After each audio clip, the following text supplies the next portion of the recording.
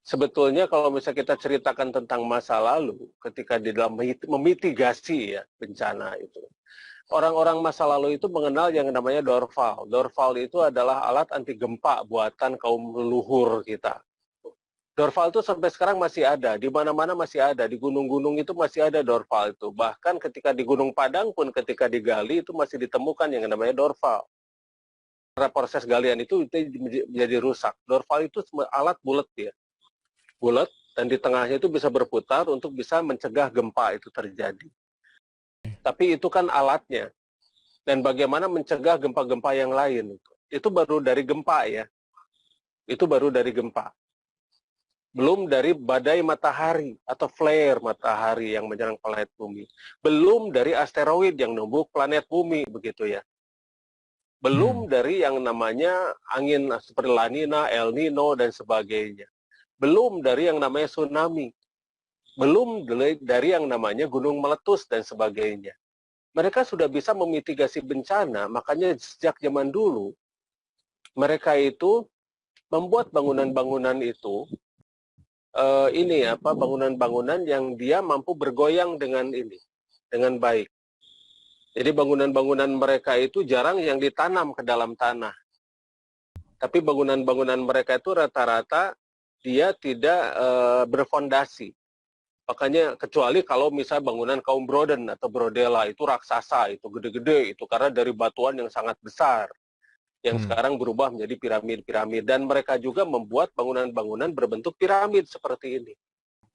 Kalau berbentuk piramid seperti ini, jadi kalau ada gempa, mereka cuma bergeser kiri-kanan. Itu tidak akan langsung bruk gitu runtuh, enggak. Karena kekuatan di bawahnya itu jauh lebih besar. Di bawah itu lebih besar daripada di atasnya. Otomatis kekuatan kuda-kudanya juga menjadi kuat begitu. Itu dari rumah untuk menghindari gempa. Dan kemudian gunung berapi. Gunung berapi mereka sejak dulu sudah banyak sekali melubangi gunung-gunung berapi. Jadi gunung berapi itu diliangan oleh mereka tuh pinggir-pinggirnya. Nah si kawah-kawah yang ada keluarnya itu kemudian mereka olah untuk menyuburkan tanaman yang di sekitarnya. Mereka olah menjadi alat-alat untuk pertanian dan sebagainya. Itu dari sana.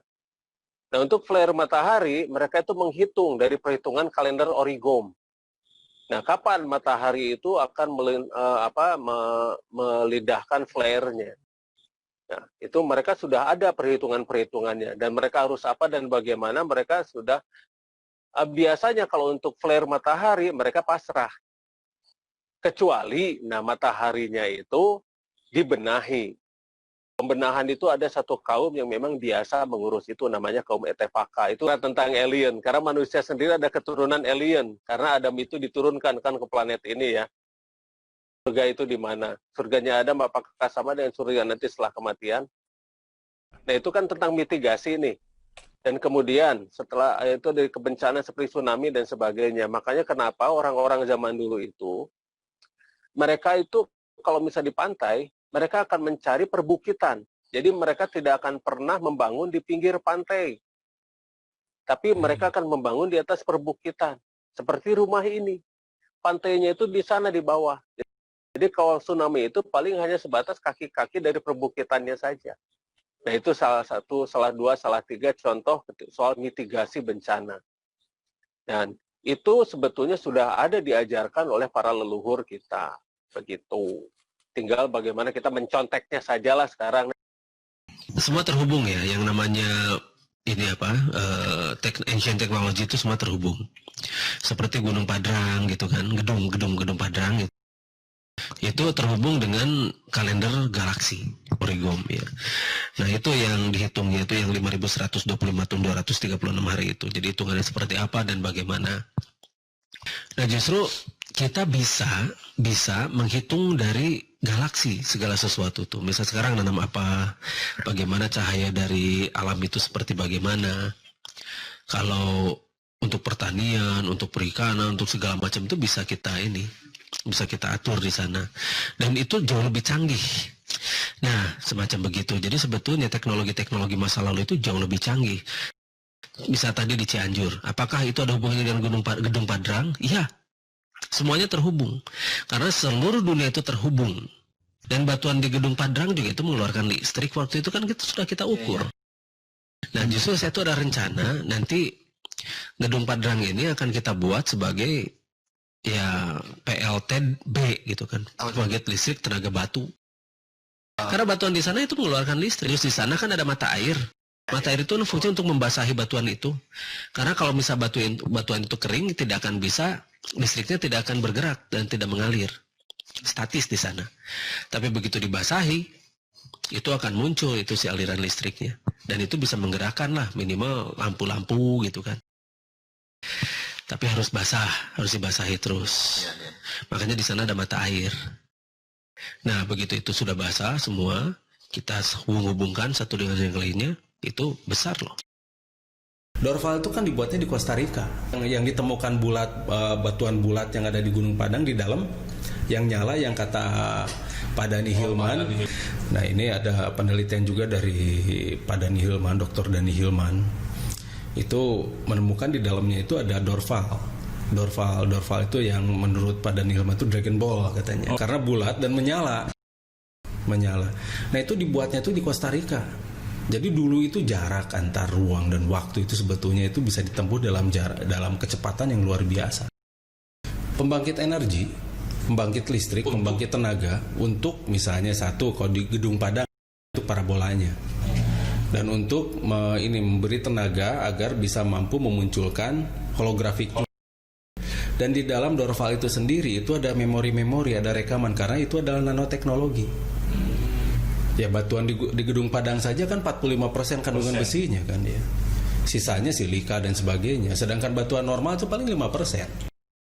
Berarti dulu sudah ada teknologi yang mampu mencampurkan besi dengan batuan. Berarti tingkat panasnya berapa? Bisa melumerkan batu, bisa melumerkan besi. Sebetulnya satu ya soal emas dulu ya. Eldorado itu sebetulnya emas KW jauh lebih bagus di Papua kalau misalnya kita bandingkan di sini. Nah, orang-orang kita yang ke sana, yang ke Eldorado itu yang tinggal di Amerika Selatan, Amerika Tengah. Nah, itu mereka memang dulu mengambil itu untuk bahan-bahan semikonduktor sebetulnya. Cuma sekarang kan jadi penjamin uang kartal ya. Jadi yang namanya uang kartal itu harus dijamin oleh emas. Itu dibawa dibawa oleh ya bank-bank yang sangat besar gitu kan, penguasa kapital yang sangat besar. Sekarang sudah beredar di mana-mana, tapi memang dikuasai oleh seseorang. Ini saya nggak boleh sebut namanya, tapi you know who lah. Nah, dikuasai oleh dia. Nah, si orang inilah yang mengontrol harga naik turun dan sebagainya. Itu. Tapi mungkin nanti kita akan membuat sesuatu yang jauh lebih berharga dari emas itu sendiri. Lebih berharga dari emas itu sendiri. Mungkin nanti kita akan membuat sesuatu yang jauh lebih berharga dari emas itu sendiri. Yang itu yang benar-benar orang butuh itu. Dan bisa dijadikan alat tukar atau bisa penjamin. Tapi itu juga pelan-pelan. Sekarang sih saya masih belum berani mengumumkannya. Karena belum settle juga sih kitanya gitu kan. Pendukungnya juga masih belum banyak. Jadi pelan-pelan saja. Karena bagaimanapun juga biar itu kita tidak dikontrol oleh kekuatan-kekuatan yang asing. Kalau kita bisa mandiri, kita bisa lepas dari mereka, kita bisa mengembargo diri kan. Itu yang orang paling takut itu embargo diri. Nah, kalau kita bisa mengembargo diri, orang-orang tidak akan pernah bisa menguasai kita. Satu-satunya jalan kita dibom, dihancurkan. Sebetulnya begini, hitungan bulan dan hitungan matahari itu dulu memang dihitung secara terpisah. Sampai sekarang juga kan masih terpisah. Cuma masalahnya zaman dulu itu hitungannya lebih presisi. Jadi mereka sudah bisa dengan ancient technology itu, mereka bisa menghitung secara presisi perputarannya, rotasinya, sirkulasinya, revolusinya dan sebagainya itu dengan presisi dan itu bisa pas begitu loh. Dan itu memang teknologi masa lalu sudah mengenal itu. Makanya banyak piramid di mana-mana. Ada piramid ini, ada piramid itu dan sebagainya. Cuma masalahnya, apakah penamaan itu sudah benar sesuai dengan tugas piramidnya itu masing-masing gitu loh. Tapi yang jelas, kalau misal benar, berarti fungsi dari piramida-piramida itu untuk hitungan. Atau untuk mengakomodir setiap ini pantulan atau energi yang dikeluarkan oleh misal matahari atau bulan itu sendiri gitu. Silakan klik tombol subscribe dan aktifkan notifikasi pada tombol lonceng supaya tidak tertinggal video seputar misteri dan pembahasan menarik lainnya, dan klik tombol like juga jika sahabat menyukai video ini.